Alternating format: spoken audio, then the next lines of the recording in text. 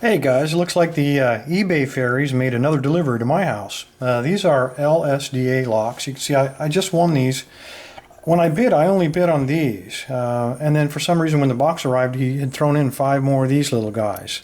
So let's first take a look at those since they weren't expected.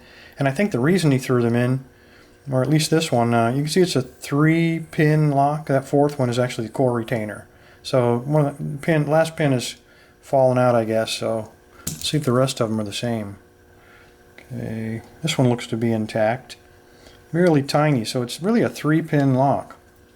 Let's see if we can't. Let's see if we can't just get in one of these guys. Just because, well, this one has a broken key in it. That's why he gave me that one. It looks like. Let's try this guy. It's got all the pins.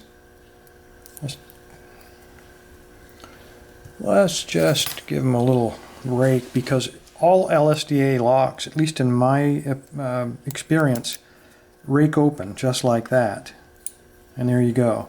Even these little guys. So the weird thing is they advertise these as high security locks, and externally they're super. They're in great shape, hardened shackles, well machined.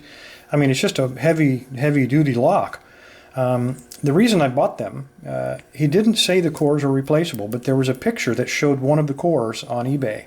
And when I saw it, I thought, well, if I can get these, I can replace those cores or at least pin them up. Now, they came with no key, but it doesn't matter. All we got to do is get them open and we can repin them. So let's just see if these things open as they have in the past for me.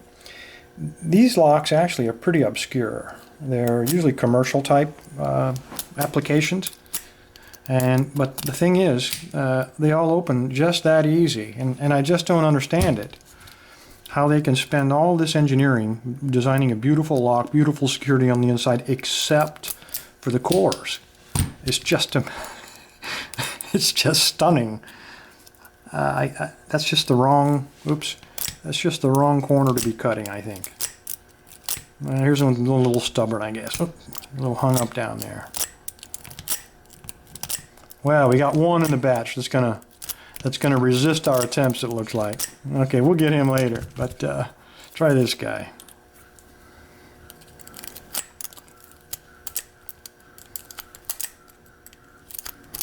Let me try another pick. That one's just a little bit too fine. That's the same one I used to pick those little locks. Well, Bill, should have stopped at 2, eh?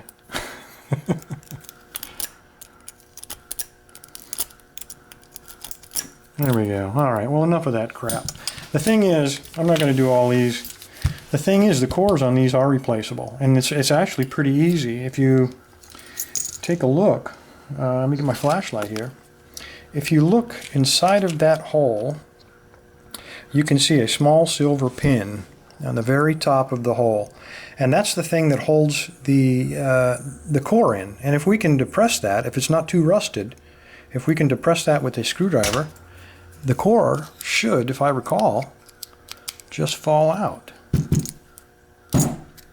And there, it's starting to come out. There we go. And so I'm just going to, once that pin is past the edge, we can then just push it right out. There you go. The ball bearings fell out, and then the hasp, everything disassembles. But man, that's been closed a while. But it doesn't matter. I'll clean it up. I'll brush it off. Put the spray up. Now, a couple things about these cores. They are almost perfect copies of the ABUS core. This is the pin that we had to depress to get the core to come out, so that's a difference from ABUS.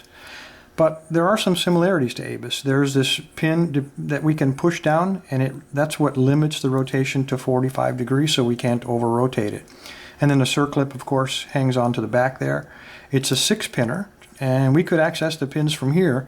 The only difference is ABUS has a large window here, so we could rekey it very easily. But this one, of course, doesn't have it, unfortunately, which means in order to gut it, we're going to have to pull that massive circlip off.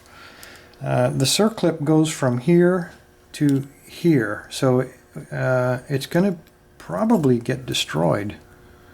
My guess, I'm going to try simply to pry it off. I'm going to put my screwdriver in here, and I'm going to try to salvage it. I'm putting the screwdriver in there to prevent it from rotating. And then let's see if I can find another. There we go. another screwdriver. I'm just going to pry it here, and hopefully I can get it up over that lip. And once we get it over the lip, I can lift it off without breaking it. Just like that. There we go. So there's our circlip. Now let's not screw this up too bad. Let's I think that's the medium one. No. All right, we get to use the large one. All right, so our pins are on top, and I think we can just push this dude to press our locking pin. Get it started anyway. Come on.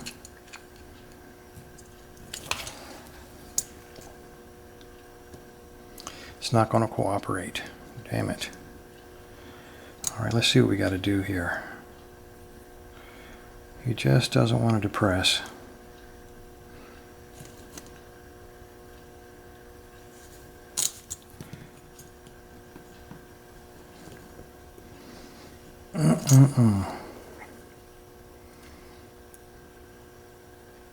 All right, option 2. Let's see if we can just get a pair of needle nose. Maybe that thing just comes. Ah, there we go. Haha, I'm glad I didn't beat it in.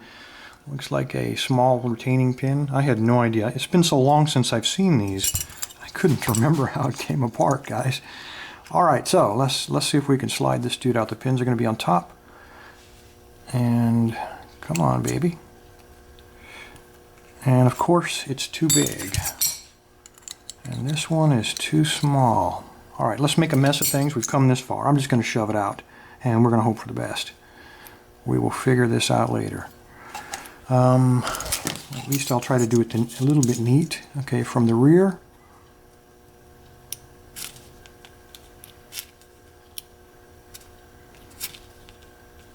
Come on, come on. They're all just popping out.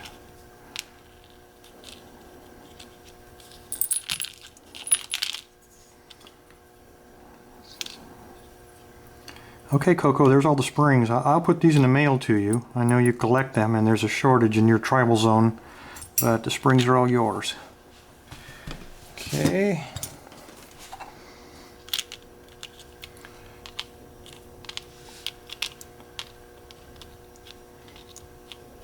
Come on.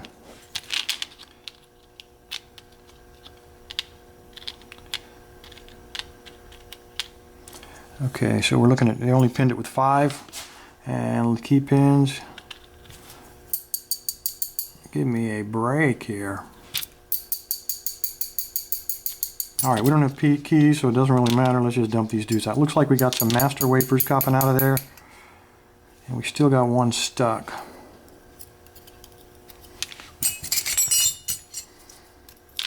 There we go. Alright, so that was the one that held everything together. We got a master wafer. We just throw him over there since I got no clue where he went. Master wafer. Those look like serrated, but they're not. Those are just master wafer. So I think you guys can figure this out. These are all normal pins. That's why we were able to zip it so readily. So if you find an LSDA lock, this is what you're going to find, guys. Nothing. Absolutely nothing. Luckily, these are about the same diameter of quickset and some of the others, and some of these, like these are long enough where I can chuck them up inside of a drill. I can actually put some serrations, or I can put some freaky pins in there if I want to. Anyway, that's what I plan to do to every one of these and get them tricked up. When I get the freaky pins in there, if you're interested in having one, let me know. I'll be happy to put it in the mail to you. It won't come with any keys though, but it might be a challenge when I get done with it. There will be 6 in there, by the way, not just 5. Anyway, everybody, thanks for your time. Stay safe and stay legal.